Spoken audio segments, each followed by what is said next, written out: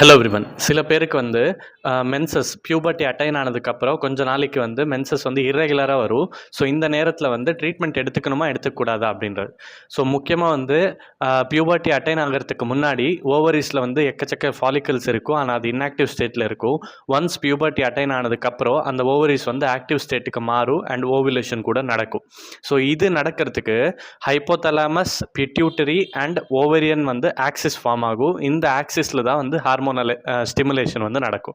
So இந்த process ப்ராப்பராக channelise ஆகிறதுக்கு சில நாள் எடுக்கும். அது ஒரு 6 மந்த், 1 இயர் ஒரு 1.5 இயர் வரைக்கும் எடுக்கலாம். ஸோ இந்த நேரத்தில் இர்ரெகுலர் மென்சஸ் வர்றது ரொம்ப காமன். ஸோ அதுக்கு நீங்கள் ட்ரீட்மெண்ட் எடுத்துக்கணும்னு அவசியம் இல்லை.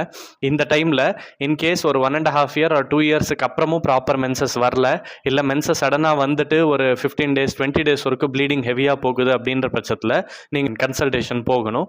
இந்த மாதிரி கம்ப்ளைண்ட்ஸுக்கு ஹோமியோபதியில் வந்து நல்ல ட்ரீட்மெண்ட் அவைலபிளாக இருக்குது. தேங்க்யூ.